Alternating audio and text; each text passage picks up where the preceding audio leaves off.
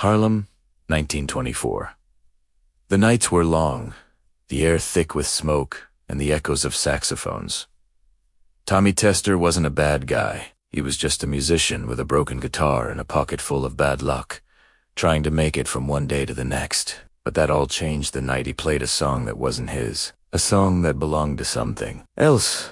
It started as just another street performance, playing tunes for whatever coins people would toss his way. But that night, as his fingers moved across the fretboard, the notes felt wrong.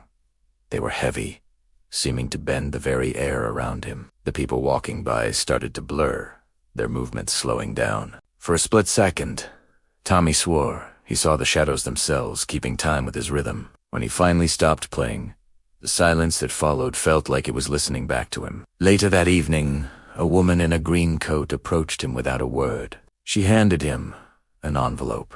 Inside, he found an address in Queens, a key, and a single sentence written in ink that shimmered like oil on water. "Play the song again when you arrive." When he got to the address, the house seemed empty.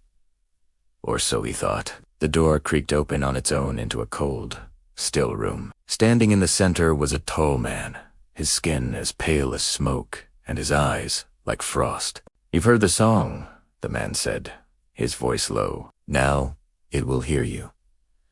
His name was Robert C. He spoke of doors between worlds, places where sound becomes physical shape, and music can unlock what light was meant to keep hidden. He offered Tommy everything he'd ever wanted: money, fame, a real purpose. All he had to do was play the song again. So, Evid, and as he played, the world itself began to bend. Candle flames flickered backward. The walls of the room rippled like disturbed water, and from the darkness beneath the floorboards, a sound began to rise, not a voice, not an echo, but something vast and hungry, humming in perfect, horrifying harmony with his guitar. It was then that Tommy finally understood.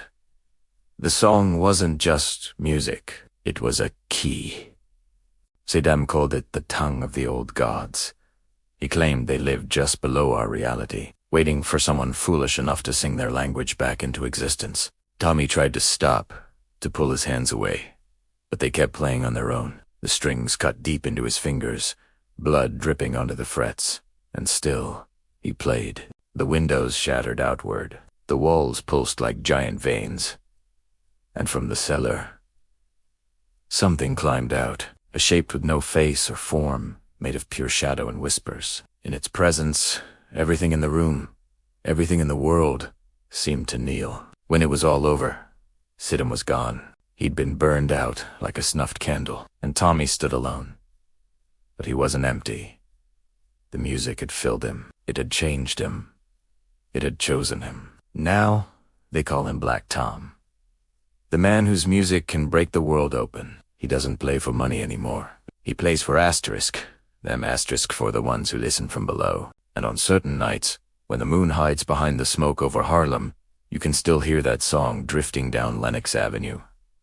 A melody that bends reality and makes the shadows dance.